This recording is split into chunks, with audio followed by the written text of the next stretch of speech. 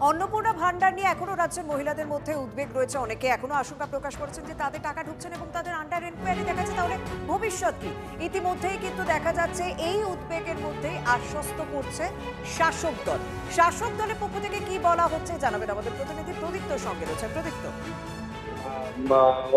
গতকাল আমরা যে বৈঠক দেখলাম, মুখ্যমন্ত্রীর অস্থায়ী যে বাসভবন রয়েছে সল্টলেকে, সেখানে শ্রমিক ভট্টাচার্য, সুকান্ত মজুমদারদের উপস্থিতিতে যে বৈঠক হয়েছে, সেই বৈঠকে ঠিক করা হয়েছে যে অন্নপূর্ণা ভান্ডার নিয়ে মহিলাদের মধ্যে যে উদ্বেগজনক পরিস্থিতি কোথাও কোথাও তৈরি হয়েছে, তার নিরসন করার দায়িত্ব নিতে হবে কর্মীদের, নেতাদের। তার কারণ যে উদ্বেগ তৈরি হচ্ছে সেটার দায়িত্ব একেবারে কর্মীদের নিতে হবে। কর্মীদেরকে গিয়ে বোঝাতে হবে যে বহু জায়গাতে অন্নপূর্ণা ভান্ডারের যে কাজকর্ম সেটা আন্ডার প্রসেস রয়েছে, বেশ কিছু পদ্ধতিগত সমস্যা কোথাও কোথাও হচ্ছে, সেগুলো মিটে গেলেই অন্নপূর্ণা ভান্ডারের টাকা ওই সংশ্লিষ্ট মহিলাদের অ্যাকাউন্টে ঢুকবে। সেটা যেমন ভাবে বার্তা পৌঁছে দিতে হবে মহিলাদের কাছে, এবং এই দায়িত্ব জেলা সভাপতিদের নিতে হবে, যারা স্থানীয় স্তরে কাজ করছে তাদেরকে নিতে হবে। এই বার্তা গতকালের বৈঠক থেকে স্পষ্ট করে দিয়েছেন শুভেন্দু অধিকারী, শ্রমিক ভট্টাচার্যরা। একই সঙ্গে এই বৈঠকের আলোচনায় যেটা উঠে এসেছে তা হলো নিচু তলায় জল ঢোকার একটা প্রবণতা তৈরি হয়েছে, সেটাও আটকাতে হবে। এবং একই সঙ্গে কেন্দ্রীয় সরকারি যে প্রকল্পগুলো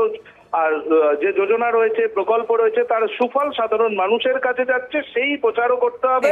তার পাশাপাশি এই রাজ্যে যে সংকল্প পত্রের কথা বলেছিলেন বিজেপির নেতৃত্ব, তা ধরেও যে কাজ তারা করছেন সেটাও প্রচারে নিয়ে আসতে হবে। এটাও হবে, অর্থাৎ অন্নপূর্ণা ভান্ডার যে কোথাও নিচুতলায় অস্বস্তির কারণ হয়ে দাঁড়াচ্ছে বিজেপির কাছে, সেটা কি কোথাও আজ করতে পেরেছে কেন্দ্রীয় নেতৃত্ব বা রাজ্য নেতৃত্ব? সেই কারণে দলীয় নেতা কর্মীদের নিয়ে যে বৈঠক তারা কাল সেরেছেন, সেই বৈঠকে স্পষ্ট করে দেওয়া হয়েছে অন্নপূর্ণা ভান্ডার নিয়ে উদ্বেগের কোনো কারণ নেই। রাজ্য সরকার আরো টাকা দিতে আগ্রহী, এই বিষয়টা কিন্তু প্রচার করতে হবে দলের নেতা কর্মীদেরই।